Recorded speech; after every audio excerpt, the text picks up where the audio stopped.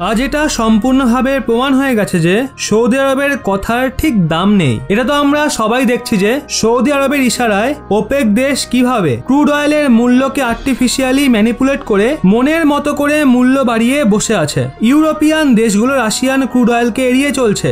অনেক দেশ মিডল ইস্টের গলফ কান্ট্রিগুলো থেকে ক্রুড অয়েল পারচেস করা অলরেডি শুরু করে দিয়েছে, কিন্তু তা সত্ত্বেও সৌদি আরবের নির্দেশে ওপেক দেশগুলো ক্রুড অয়েলের প্রোডাকশন এখনো পর্যন্ত বাড়ায়নি, যাতে ক্রুড অয়েলের ডিমান্ড মার্কেটে হাই থাকে। তাদের এই ক্রিয়াকলাপ না শুধু ভারত বরং আমেরিকা, কানাডা থেকে নিয়ে ইউরোপ, জাপান, সাউথ কোরিয়া, বিশ্বের অনেক দেশের সরকারের বাজেট নাড়িয়ে রেখে দিয়েছে। কিছু মাস আগে ভারত, চীন, আমেরিকা, সাউথ কোরিয়া, জাপান এবং ব্রিটেন মিলে নিজের স্ট্র্যাটেজিক অয়েল রিজার্ভও ব্যবহার করার সিদ্ধান্ত নিয়েছিল, কিন্তু ক্রুড অয়েলের মূল্য তা সত্ত্বেও কমে না। আর না তো ওপেক দেশগুলো ওই সময় ক্রুড অয়েলের মূল্য কম করে, আর না তো আজকের সময় এমন কোনো সংকেত মিলছে যা দেখে মনে হবে যে এই দেশ ক্রুড অয়েলের মূল্য কম করতে পারে। এই ঘটনা ভারত সহ অনেক দেশকে বাধ্য করেছে যে ক্রুড অয়েলের অল্টারনেটিভ গুলোর ওপর যত দ্রুত সম্ভব শিফট হওয়ার কথা চিন্তা ভাবনা করতে, যার জন্য ভারত সরকার অনেক গম্ভীর পদক্ষেপ নিচ্ছে। ক্রুড অয়েলের ইম্পোর্টকে কম করার জন্য ভারত সরকার পেট্রোলে 10% ইথানল ব্লেন্ডিং এর সিদ্ধান্ত নিয়েছিল।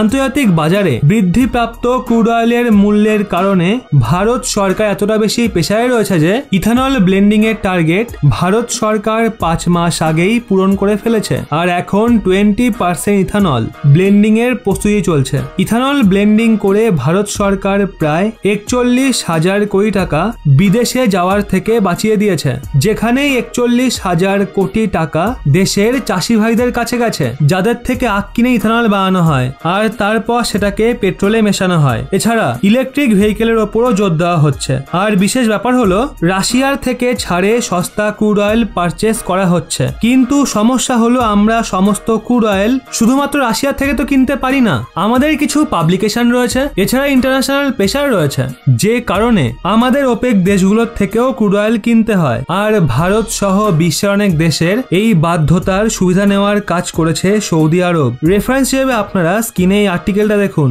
যা অনুযায়ী এশিয়ার দেশগুলোর ইকোনমিতে রিকভারি দেখে সৌদি আরব এশিয়ান কান্ট্রির জন্য আচমকা ক্রুড অয়েলের মূল্য বাড়িয়ে দিয়েছে। এই বৃদ্ধিকে অপ্রত্যাশিত বলে মনে করা হচ্ছে। এর আশা একদমই ছিল না। আশা এর জন্য করা হচ্ছিল না কারণ ক্রুড অয়েলের মূল্য গত কয়েক সপ্তাহ ধরে 110 থেকে 115 ডলার প্রতি ব্যারেল হিসাবে চলছিল, কিন্তু তা সত্ত্বেও সৌদি আরব এশিয়ান কান্ট্রিগুলোর জন্য ক্রুড অয়েলের প্রাইস বাড়ানোর সিদ্ধান্ত নিয়েছে, যার মধ্যে ভারতও পড়ে। এই সময়ে বিশ্বের অনেক দেশ জুলাই মাসের জন্য ক্রুড অয়েলের অর্ডার প্লেস করছে, যার জন্য সৌদি আরব এই সিদ্ধান্ত নিয়েছে। জুন মাস থেকে প্রতি ব্যারেলে 2 থেকে 6 ডলার বৃদ্ধির সিদ্ধান্ত নিয়েছে সৌদি আরব। এর আগে সৌদি আরব ইউরোপ এবং মেডিটেরিয়ান রিজিয়নের দেশগুলোর জন্য ক্রুড অয়েলের মূল্য বাড়িয়েছিল।